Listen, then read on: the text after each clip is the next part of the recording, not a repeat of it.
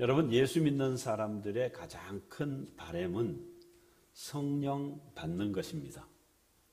여러분, 성령을 받으면 그 나타나는 결과가 무엇일까요? 대부분 사람들은 뜨겁다 이런 표현을 합니다. 뜨거우면 다 성령 받은 것이냐?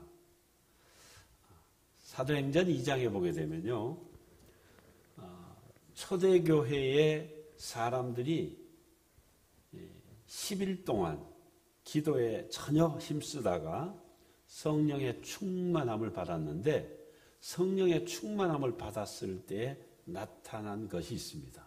자, 여러분 성경이 있으시죠? 성경 사도행전 2장 4절 말씀을 한번 볼까요?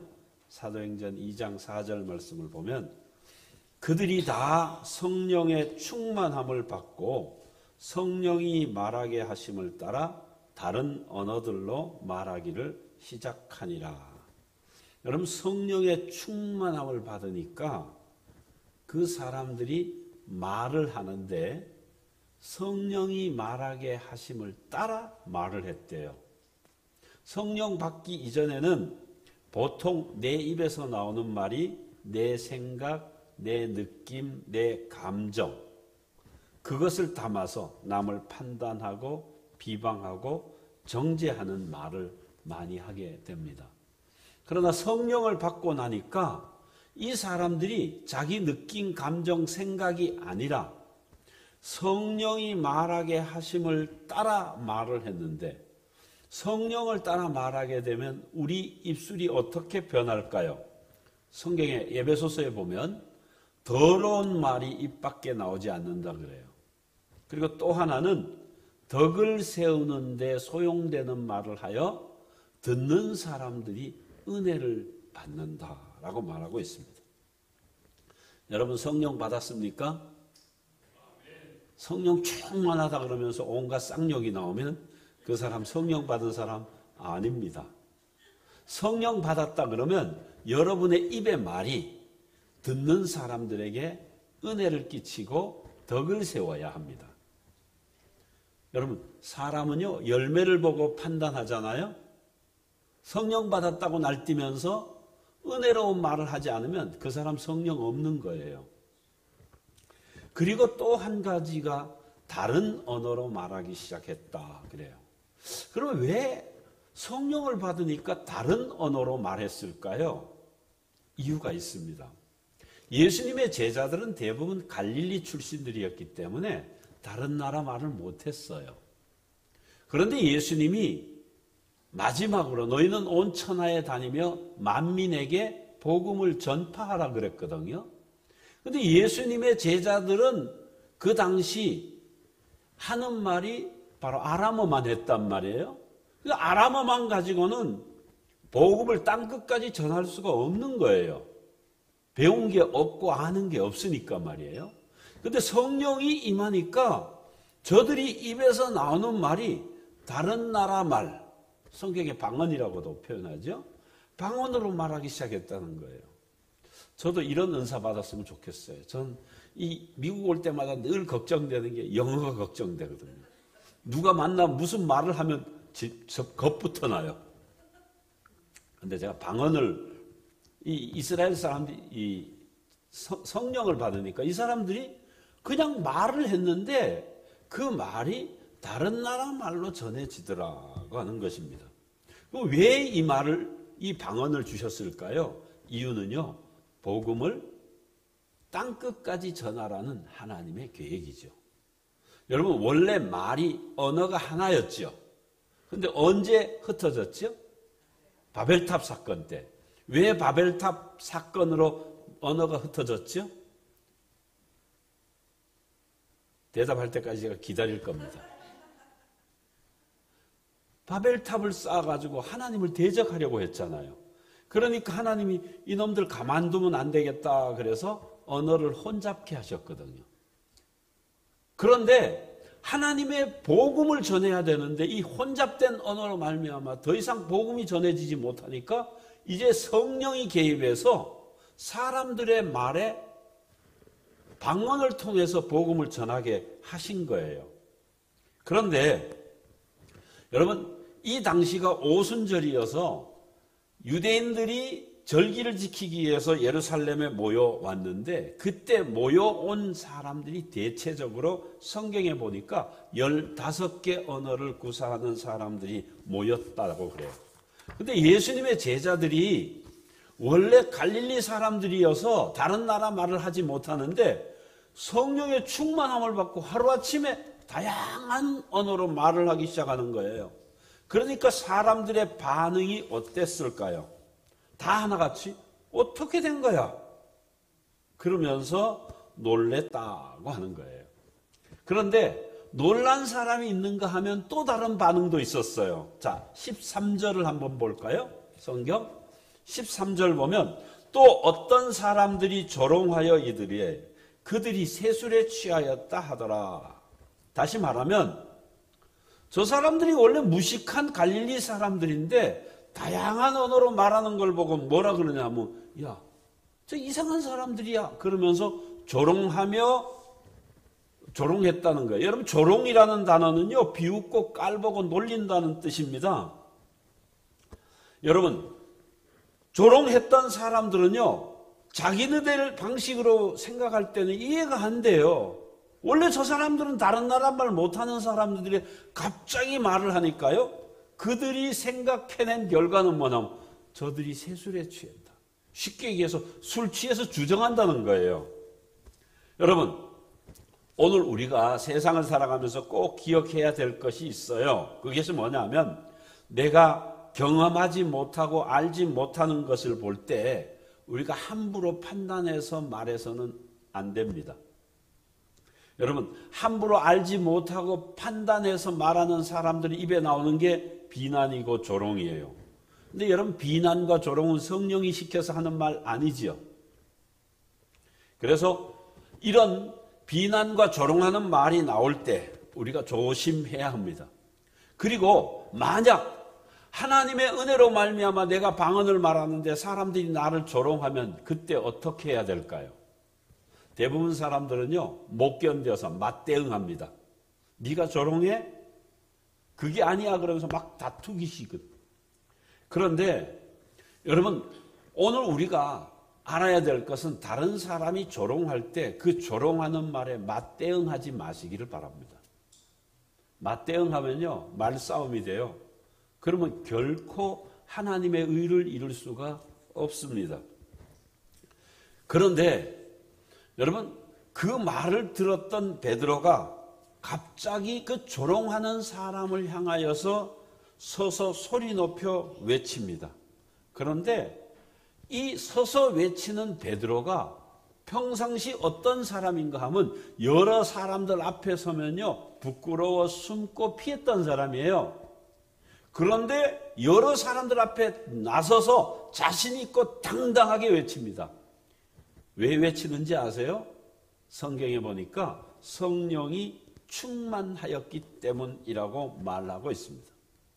여러분 성령이 충만한 사람들에게 나타나는 반응이 있는데 마태복음 10장 20절에 너희가 여러 사람 앞에 설 때 무엇을 말할까 염려하지 말라. 너희에게 할 말을 주시리니 말하는 이가 너희가 아니라 너희 속에서 말씀하시는 이 너희 아버지의 성령이라고 했습니다. 다시 말하면 조롱하는 그 사람들을 향해서 지금 서서 외치는 베드로의 말은 베드로의 말이 아니라 성령께서 베드로의 입을 통해서 외치더라는 거예요. 근데 베드로의 외치는 말이 뭐냐면 내 말을 귀 기울이라 하면서 지금이 오전 9시인데 아침부터 술 취해서 해롱되는 사람이 어디 있느냐? 그리고 술을 취했다면 한 사람이 아니라 여러 사람이 다 동시에 취했다는 것은 말이 되지 않는 것이다. 그러면 이 사람들이 왜 이렇게 새 방언을 말하느냐? 그것은 구약의 요엘 선지자가 하신 예언 가운데 말세에 내가 내 영을 내 육체에 부어주리니 너희 자녀들이 예언할 것이요 너희 젊은이들이 환상을 보고 너희 늙은이들이 꿈을 꾸리라는 예언이 있는데 그 예언이 실제로 이루어진 것이라고 하면서 너희도 회개하고 세례를 받으면 성령을 받을 것이고 성령을 받게 되면 너희도 이 사람들과 같이 방언하게 될 것이라고 말한 것입니다. 여러분, 저는 여기에서 참 놀라운 하나를 발견합니다. 왜냐하면 이들이 방언했을 때 베드로가 설교하지 않았더라면 아마도 저기 초대교회에 술주정하다 끝났어 라는 것으로 끝났을 거예요. 그런데 베드로가 성령의 충만함을 받아 설교를 했더니 3,000명이 회개하고 돌이키는 역사가 일어났다고 말하고 있습니다. 사랑하는 성도 여러분, 그래서 저는 이때부터 꿈꾼 게 있어요. 나도 성령 충만한 설교자가 됐으면 좋겠다. 성령 충만한 설교자가 되면 3,000명 회개하는 것은 일도 아니겠다.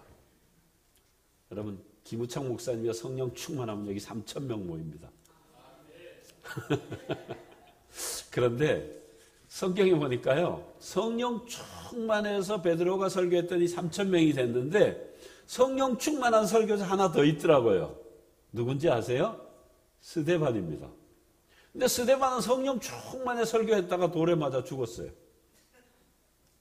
여러분, 성령 충만한 설교자, 저는 처음에 성령 충만하면 한 3,000명 교회 부흥시키는 줄 알고 성령 충만한 설교자 되기를 원했는데 성령 충만의 설교에 돌에 맞아 죽은 사람도 있더라고요. 그래서 제가 이런 생각을 했습니다.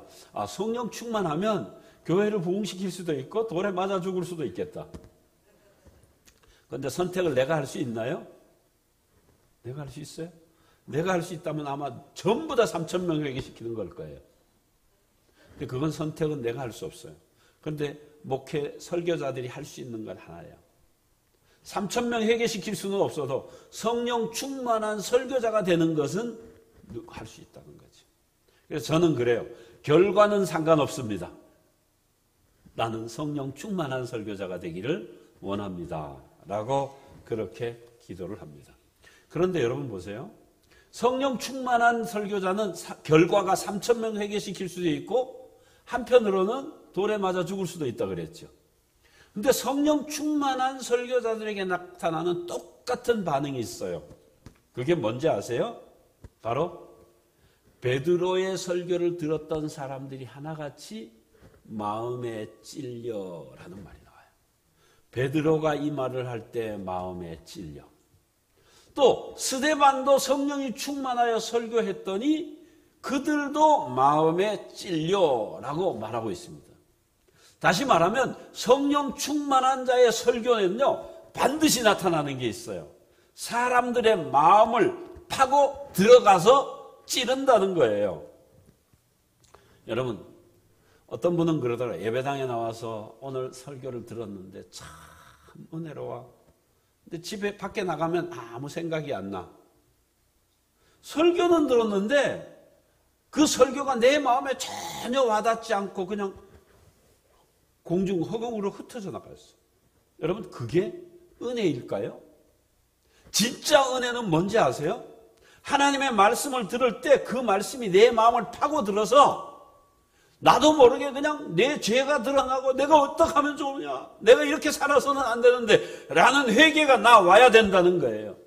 그래서 베드로의 설교를 들었던 사람들은 어떻게 했죠? 형제들아, 우리가 어찌할꼬 하고 회개했고, 반면 스데반의 설교를 들었던 사람들은요, 양심에 찔려 더 이상 말씀을 들어야 되는데 거부하고 싶은 거예요. 그래서 귀를 막고 그를 끌어내가지고 돌로 쳐 죽였다고 그래요.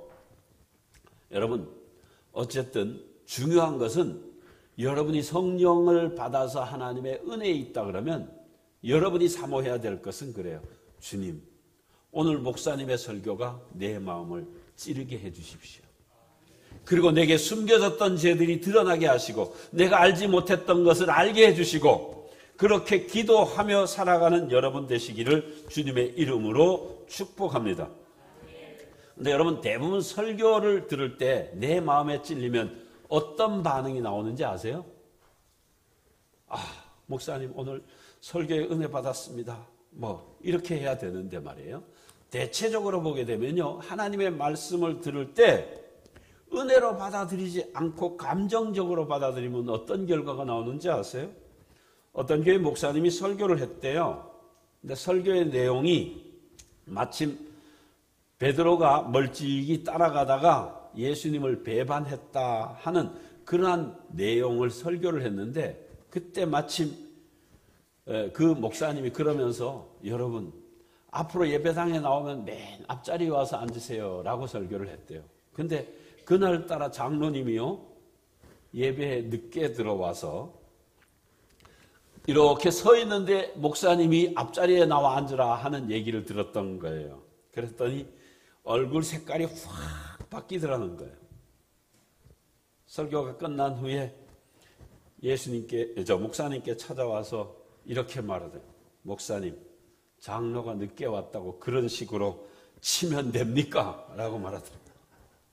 여러분, 오늘 보세요. 우리가 말씀을 들을 때 은혜로 받아들이지 않고 감정으로 받아들이면 이런 결과가 나옵니다. 여러분, 예를 들어서 보세요. 예배당에 왔어요. 하나님의 말씀을 들었는데 그 말씀에 마음에 찔려 나도 모르게 감정이 일어난다면 여러분 이거 꼭 점검을 하세요. 첫째, 그 목사님의 설교가 정말 성경에 근거한 것인가를 따져보세요. 성경에 근거하지 않은 말로 막 저주하고 책망한다 그러면 여러분 그 분별할 줄 알아야 돼요. 그리고 목사님의 설교가 성경에 근거하고 그리고 분명한 성경에 근거한 설교라 그러면 여러분 그 말씀을 그냥 내 감정과 상관없이 받아들여야만 합니다. 여러분, 베드로의 설교를 들었던 사람들은 하나같이 마음의 찔림을 받았습니다.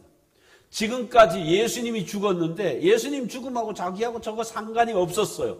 그런데 베드로의 설교를 듣는 순간 예수님을 죽인 것이 자기 때문이고 내 죄 때문이라는 것을 깨달은 거예요. 나의 잘못이라는 것을 깨닫게 된 것입니다. 이것이 뭔지 아세요? 바로 은혜입니다. 그거는 바로 여러분의 영이 살아나고 있다는 증거이기도 합니다. 여러분, 오늘날 많은 사람들이 말씀을 들어도요, 둔해서 깨닫지도 못하고 마음에 와 닿지도 않습니다. 이게 영적으로 아주 무서운 병인데 뭐냐면 영적 문둥병이에요. 여러분, 문둥병이 뭔지 아시죠? 감각이 둔해져요. 그래서 어떤 충격을 줘도 그 충격이 몸에 느껴지지 않는 거예요. 요즘은요, 강단에서 설교를 아무리 세게 해도 교인들이 반응이 없어요. 여러분, 제가 공근교회라고 하는 곳에서 목회할 때에 집사님 한 분이 제가 설교를 듣고 설교를 했더니 끝난 다음에 와서 이렇게 말하더라고요. 목사님, 오늘 그 설교 저 들으라고 한 거지요? 그러더라고요. 제가 뭐라 그랬겠어요? 네, 집사님 들으라고 한 거예요. 그 많은 사람 중에 집사님을 위해 내 설교한 거예요. 그러면서 그랬어요. 그랬더니요, 그 집사님이 목사님 감사합니다 그러더라고요. 제가 그랬어요. 감사하면 감사한금 하세요 그랬어요. 그래서 공금교회에서는요, 목사님이 자기를 두고 설교했다 그러면 그 많은 사람 가운데 그 사람을 두고 설교했다는 게 얼마나 감사한 일이에요. 그래서 뭐라 하면 감사한금 해야죠. 그렇게 얘기해요. 여러분, 오늘 은혜에 있는 사람들은요, 하나님의 말씀을 듣고 깨달음이 있을 때 그것이 다 감사로 받아들여져요. 그런데 그것을 듣고도 아무런 깨달음이 없으면요, 어떻게 나갈 수 있는지 아세요? 돌 들고 던지는 거예요. 아, 목사님이 저렇게 사람을 친다고. 그러다 보면요, 그런 사람은 영적으로 돌이킬 수 없는 영원한 회복할 수 없는 길로 가게 된다는 거예요. 오늘 베드로의 설교를 들었던 사람들이 이렇게 말합니다. 형제들아, 우리가 어찌할꼬? 라고 하는 회개로 이어집니다. 우리 교회 요양보호사 하는 권사님 한 분이 계신데 그분이 한국에는 요양보호사 제도가 있어요. 그래서 이제 몸이 불편한 분들, 그런 분들을 가서 3시간 동안 도와주는 일을 해요. 집안일도 해주고 필요한 일을 해주는데 이 집사님이 가서 일을 해도 3시간 동안 할 일이 없는 거예요. 가서 하면 1시간만 하면 그 다음 2시간은 할 일이 없는 거예요. 그래서 1시간이라고 2시간 동안 다른 곳에 가서 다른 일을 했어요. 그런데 그게 때마침 걸렸어요. 여러분, 걸렸으니까 그 공무원이 그러더래요. 당신 이제 내일부터 해고라고 그랬대요. 여러분, 그러면 어떻게 했어요? 참 속상하겠죠? 화나겠죠? 그런데 그 권사님이 저한테 그런 고백을 하는 거예요. 목사님, 제가 화인 맞은 양심이었어요. 저 그거 발각되고 나서 그리고 그게 지적될 때 얼마나 하나님 앞에 회개했는지 몰라요. 그리고 참 감사하더라고요. 라고 얘기하더라고요. 제가 그분 보면서 참 저분이 은혜 있는 분이구나. 대부분 사람들이 자기 잘못이 드러나거나 지적될 때 핑계하거나 그 변명합니다. 그러나 자기 잘못을 인정하고 회개하는 것, 이게 바로 진정한 부흥의 역사라고 믿습니다. 저는 이 세계명교회 모든 성도들에게 이런 부흥의 역사가 나타나기를 원합니다. 목사님이 여기서 강단에서 설교를 하면 그 설교가 정말 내 가슴을 찌르고 내 삶의 모든 것을 해부하는 것 같이 파헤칠 때, 그때 하나님 감사합니다. 내가 알지 못했던 죄를 알게 해주시고 나를 이렇게 영적으로 돌이킬 수 있게 해주시니 감사합니다. 라고 받아들일 수 있는 믿음의 사람들 되기를 주님의 이름으로 축복합니다. 여러분, 이제 여러분이 결단해야 됩니다. 하나님의 말씀이 내 마음을 찌를 때 내가 어떻게 반응하는 것이 나를 살리는 것인가를 생각해야 합니다. 내 생각으로 이해되지 않는다고 조롱하는 자 되지 마십시오. 말씀이 내 마음을 찌를 때 내 죄를 고백하고 이제부터 내가 다시는 그렇게 살지 않겠다고 고백하는 여러분 되시기를 주님의 이름으로 축복합니다. 그래서 오늘부터 이제 이 세계명교회에서 우리 김우창 목사님이 하나님의 말씀을 전할 때마다 그 전하는 말씀이 여러분 심장과 비수를 찔러 쪼갤 때마다 그때마다 여러분의 삶에 진정한 부흥의 역사가 일어나는 그런 놀라운 복 있는 교회 되기를 주님의 이름으로 축복합니다. 기도하겠습니다.